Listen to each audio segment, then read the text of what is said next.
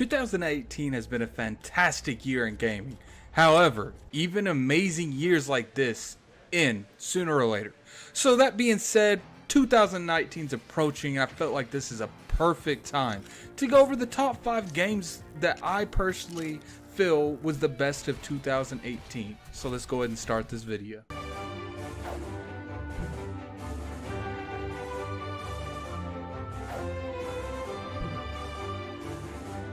Coming in at number 5 is Pokemon Let's Go. Now I know, me saying that don't make a lot of sense to a lot of people that, really feel on my content.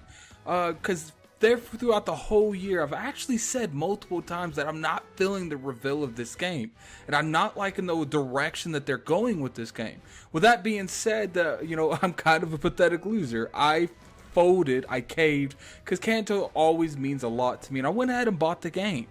I still feel very strong about the issues I had with it. I still don't like there's no wild bouters, there's no encounters, and they replaced it with that Pokemon Go combat thing. However, fighting the gym leaders and taking on red and blue and also green was so fun. I enjoyed every bit of this game. The only thing I can say is if a good amount of people really did like the new direction and Nintendo feels like that is a valid way that they can go from here on out, let's say they make another Pokemon Let's Go for Silver and Gold, give us that option to use traditional or to do the Pokemon Go, because I'm pretty sure just giving that option will keep both fan bases happy and you'll make a lot of money.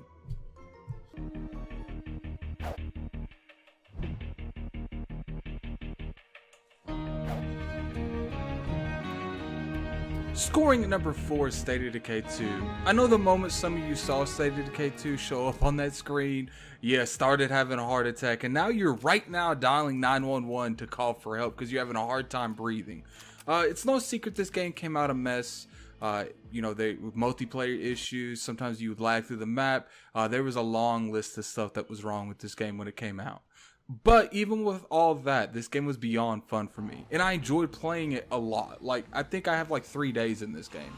I played a lot of it with Lord Cognito, and some of the best times of the year I had is playing this game with Lord Cognito, Lord Sinister, and we had a really good time playing it. I almost gave SpiderMan this spot, but I low-key lost a bet with it because of SpiderMan, so I didn't. And I'm definitely, I'm on that SpiderMan ain't no shit movement right now. And I figured that statement will get some tweets to Lord King David. So you know what I'm going to go ahead and do? Here's your stupid picture, King. Bam!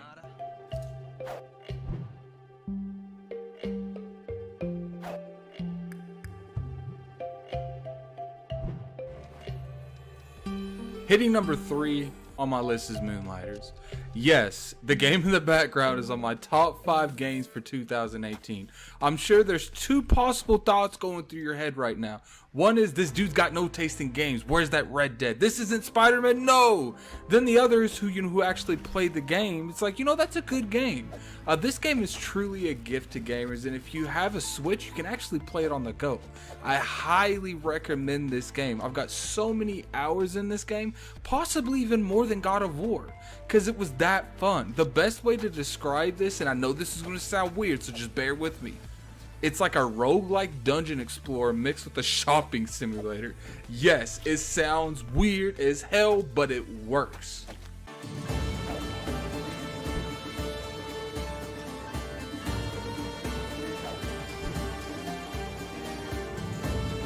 So the runner-up for my game of the year is a game that I was actually unsure of if I should include it in this list or not.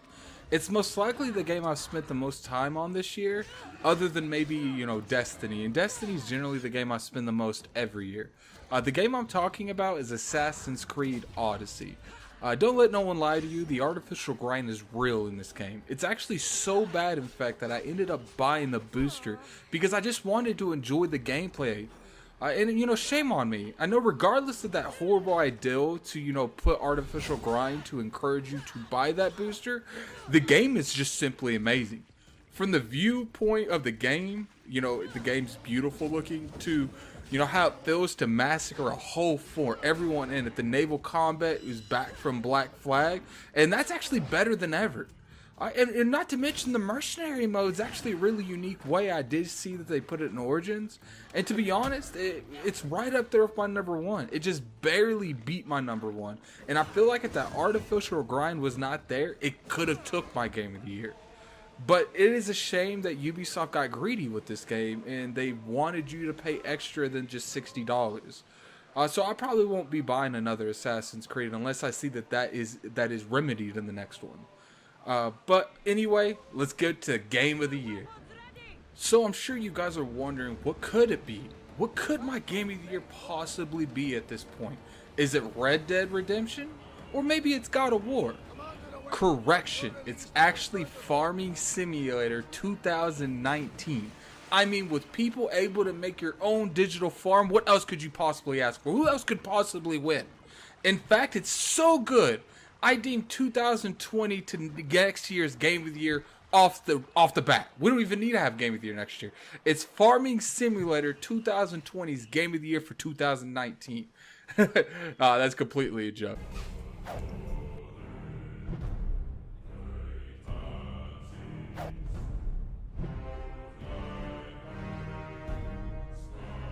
But you know, all jokes aside, my Game of the Year is actually God of War.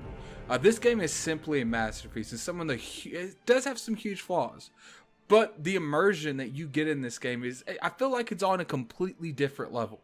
The game deserves Game of the Year, and I honestly don't think there's anyone that can really compete with this besides Assassin's Creed Odyssey. I feel like this is one of the few games that has came out this year that really stood above everything else. Even Odyssey, with, you know, even if they would have had the artificial grind not there, it still would have been a hard time to choose between these two games. And it's like I said, I'm an Xbox dude, and I feel like this is a treat that everyone should experience.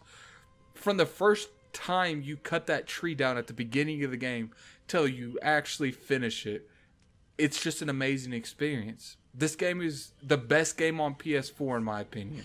And if you followed me before this game came out, you would know that I was very worried in the huge change play when it came to gameplay and the direction that the game was going in general from, you know, the original series. You know, people like to make fun of the camera angle, that I like to say the Last of Us effect, but they really took that, you know, that template, that foundation, they put God of War on it, and they made it work.